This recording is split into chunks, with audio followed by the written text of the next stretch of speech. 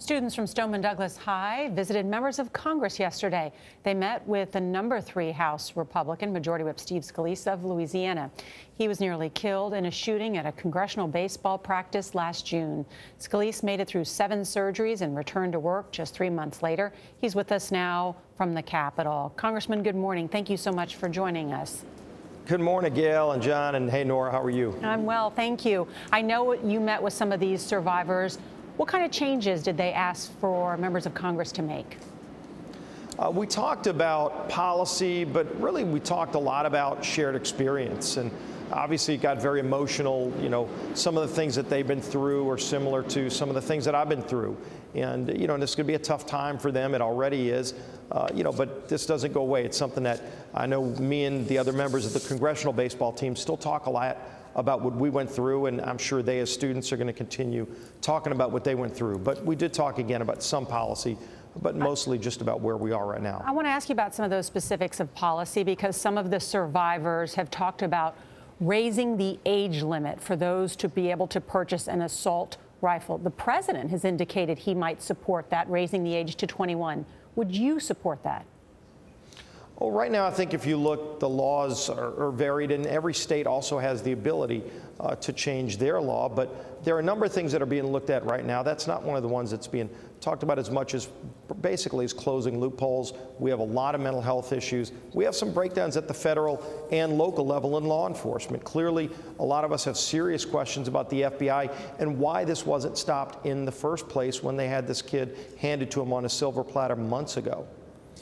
Congressman, in talking to some of my relatives who have AR-15s, they hear this debate taking place and they think it's an assault on their freedoms and that they are being lumped in with people who clearly shouldn't have access to weapons. Do you hear that same argument from your constituents?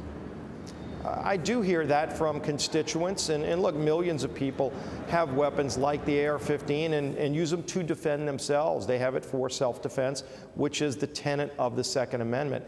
And so that's one of the things that you've got to balance when you're looking at change in laws. You've got to recognize, number one, in cases like this shooting and so many others, multiple laws were already broken, but worse than that, big signs were missed in many cases by government itself. And the fact that government missed so many of the signs and didn't do the things that they should have done to protect people is one of the reasons that people feel they should have a need to protect themselves and their family. Given what you've said and people's feeling about personal freedom, the request from some of the students in Parkland and in other places that there be some limitations, any limitations of any kind, on the AR-15, that's just not going to happen, is it?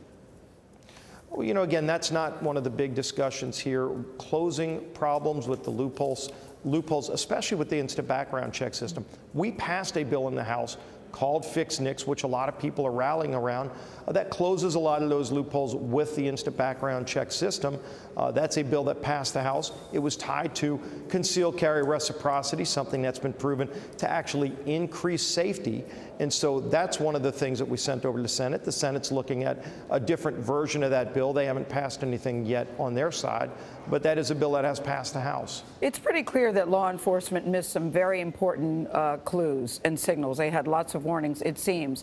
But as someone who has been through a shooting, do you still support AR-15s being on the street? Well, again, you can talk about any one weapon, and if you ban that weapon, does that mean that nothing else is going to happen? I think if you look, I was fortunate in my case that I had law enforcement there on the scene who acted accordingly and took down the shooter. I wish that would have happened at the school, where clearly there was at least one law enforcement officer on the scene who hid instead of confronting the shooter. Maybe there were more. I think that needs to come out. And when was that known? I think those are the kind of things that we want to know when we say, before people go changing laws to take away the rights of law-abiding citizens, let's get the fact and see if other people didn't do their job in enforcing existing law. That's what angers so many people, is that existing laws are broken and then people want to change other laws that infringe on law-abiding citizens. You talked about an emotional meeting that you had with the students, and I'm sure it was that. There was a very interesting article in the New York Sunday Times with a reporter who said by day these students are activists who are out there talking about gun control, but at night they are still healing very scared kids. What advice did you give to them, or what can you say to them as someone who's been through this on how to heal? What I shared with them is obviously what they're doing up here is very important, and I think it's It's great that they are engaging in the political process. But when they go back home, they're going to be high school students again. And at some point, they're going to be getting on with their daily lives. And this is going to still be lingering with them, the problems that they're going to be facing. They ought to be talking amongst themselves. I'm sure there'll be school-appointed counselors. But the fact that these students all went through this together, they should continue talking to each other. Don't go hide in a corner and kind of repress those feelings, because months later it could become a bigger issue. Talk through that experience. That's what we do up here, and it's helped all of us on the baseball team get through this. They ought to be doing the same thing. All right, Congressman Scalise, it's really good to see you, sir. Good to see you. Thanks. Thank you for joining us.